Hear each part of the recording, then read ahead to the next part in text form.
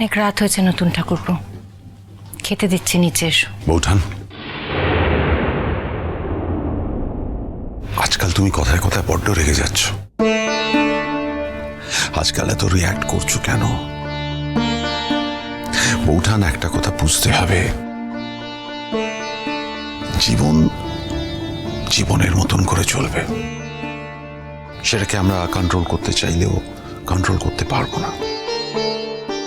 কে কি ভাববে না ভাববে, কিভাবে রিয়্যাক্ট করবে, কি চাইবে না চাইবে, সেগুলো আমরা কন্ট্রোল করতে পারবো না। আমরা জোর করে সেগুলো চাপিয়ে দিতে পারি না কারোর উপর। তা বলে কৃতজ্ঞতা ভুলে যাবে? কৃতজ্ঞতা? আমার সঙ্গে কারোর কৃতজ্ঞতার সম্পর্ক নেই বৌঠান। আমার প্রত্যেকের সঙ্গে গভীর ভালোবাসার সম্পর্ক। দেখো, বর্ষা মেয়েটা নতুন, ও এ বাড়ির কিছুই জানে না।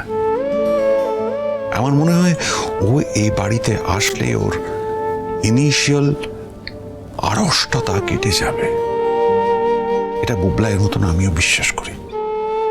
ওকে সময় দিতে হবে। আরে বৌঠান, বুঝতে হবে, দুম করে একটা বাইরের লোককে অ্যাকসেপ্ট করা খুব মুশকিল। কে বাইরের লোক? আমি। বৌঠান, এই বাড়িতে, এই পরিবারের কাছে আমি নিজেদের লোক, কিন্তু সেটা এই বাড়ির মধ্যে। কিন্তু এই বাড়ির বাইরে অন্যদের চোখে আমি তো বাইরেরই লোক, তাই না? এই সত্যিটাকে বুঝতে হবে বৌঠান। কোনটা কার কাছে সত্যি, সেটা সেই ব্যক্তি কিভাবে সেটা দেখছে তার উপর নির্ভর করে। অন্য একজনের সত্যি আমার সত্যিটার সঙ্গে তো নাও মিলতে পারে। শোনো নতুন ঠাকুরপো, আমার একটাই কথা, এই বাড়িতে বিয়ে হয়ে যে আসছে তাকে এই বাড়ির প্রত্যেকটি সদস্যকে রেসপেক্ট করতে হবে, তাকে তোমাকে সম্মান করতে হবে। বৌঠান, জোর করে কাউকে সম্মান করা যায় না। তা বলে তো অসম্মান করার অধিকার জন্মায় না। ছাড়ো না বৌঠান, কেন রাগ করছো? রাগ করো না প্লিজ। তুমি যদি রেগে থাকো, এই বাড়িটা না আর বাড়ি থাকবে না বৌঠান। তোমার জন্যই তো আমার এই বাড়িটায় থাকা, নিজের বাড়ি মনে করা, এই বাড়ির মানুষগুলোকে আপন করে নেওয়া। তোমার জন্যই তো এই বাড়িটা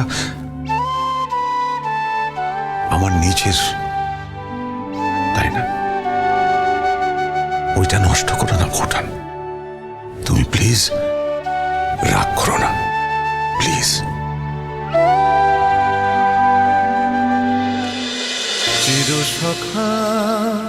চিরসখা সোম থেকে রবি প্রতিদিন রাত ৯টায় স্টার জলসায় ও জিও হটস্টারে।